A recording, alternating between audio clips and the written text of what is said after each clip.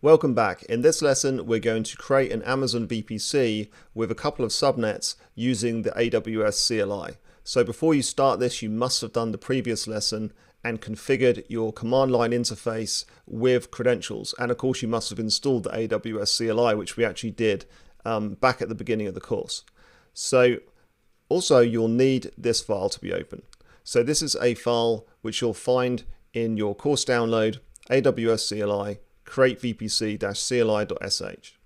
So open this file, and as you go through this file, you'll find that you need to update some values. So you'll run a command, we'll get some output, and then you'll need to record the information. So what I suggest you do is have this file open, and as you go through, just replace the values that you see I have in here. So for example, we're going to need to replace the VPC ID in several places. So just record it into the file, and then that's an easy way to keep track of this information when you need it in subsequent commands. So this is what we're going to do. The first section is to create a VPC. There's a bunch of commands here. What we're going to do is create VPC, create subnets, create an internet gateway, attach it. We're going to create a route table and then an entry that points to the internet gateway.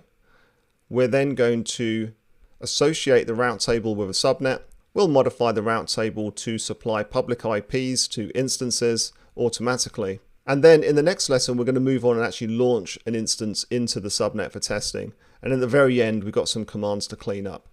So let's come back up to the top. And what we want to do is we're going to create our VPC. Now I've chosen the CIDR block 10.10.0.0/16. I don't think that's going to conflict with anything else we've done in this course. So we don't need to change any values here. Unless you've already got a VPC with this CIDR block, then just change the CIDR block. So I'm going to copy that to my clipboard, come back, paste that in, and we need to record the VPC ID. So I'm going to copy this VPC ID, come back, and then in the next command here, we update the VPC ID. And you're going to see there's two commands here because what we're doing is we're creating subnets. And you can leave these CIDR, as long as you didn't change the overall CIDR block, then the CIDR block for the subnet can remain as this. So it's 10.10.1.0 with a 24-bit mask and 10.10.2.0 with a 24-bit mask. So what we're going to do is run each of these commands. So I'll paste that one in, and I've created a subnet. Come back, grab the next one, put that in my clipboard, paste that in, and we've got a bit of a typo there. So I've got two V's on my VPC ID. So let me just go back, clean that up, hit enter. And there we go, we've got our second subnet as well. And it tells us a bit of information. It records the available IP addresses, the availability zone, and clearly you can see that the state is available. Now map public IP on launch is false. That's why we need to go back and change that later on. So let's come back out. I'm just going to correct this here.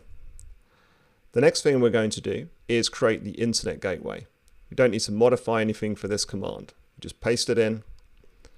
And that creates an internet gateway. Now the internet gateway is not attached to a VPC at this stage. So what we need to do now is attach the internet gateway.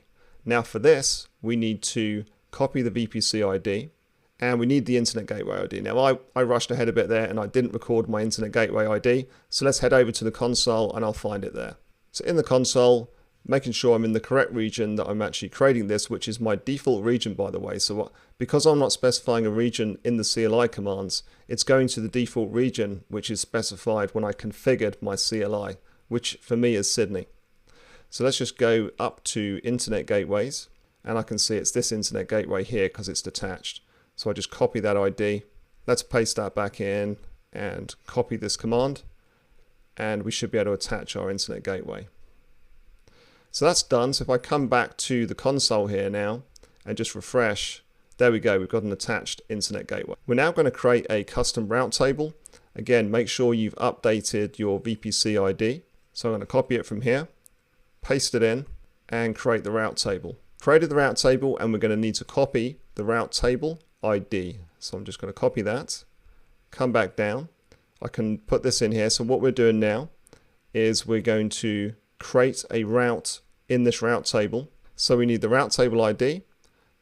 The rest is the same except for the gateway ID. So we need the internet gateway ID, which we recorded a little bit further back here. So I'm going to copy the internet gateway ID, paste that in.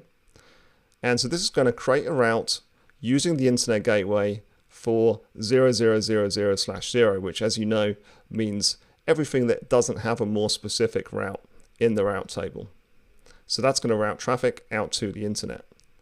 So let's just hit the enter here, and that's done. So if we come back to the console, it's nice to just keep tabs on what we're doing. We should find that we've now got a new route table. So that will be this one here. If I click on routes, you can see that we have a route to the internet gateway. And of course it has a local route as well for the CIDR block for the VPC. Now we can also check on the command line. So here we've got this command line option.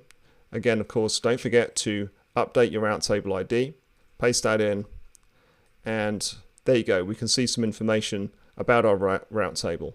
So let's come to the next command. What we need to do is retrieve the subnet IDs from earlier on. So what we need here is we're going to need to go back up and grab our VPC ID, and we need to paste that into this section here.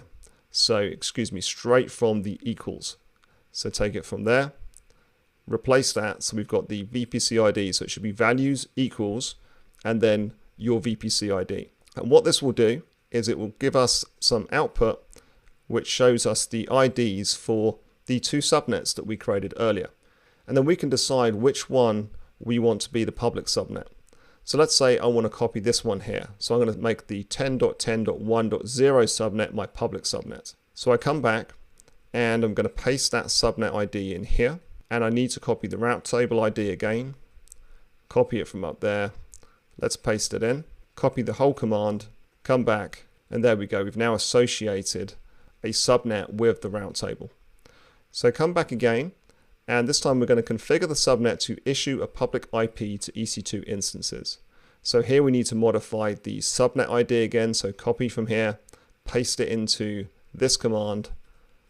Let's put that on our clipboard, come back, and there we go. We've now modified our subnet so that it will provide public IP addresses to instances that are launched. So that's it for this lesson. We've done everything I wanted to do now. I don't want to go on too long in one lesson, so I'm going to break this into two lessons.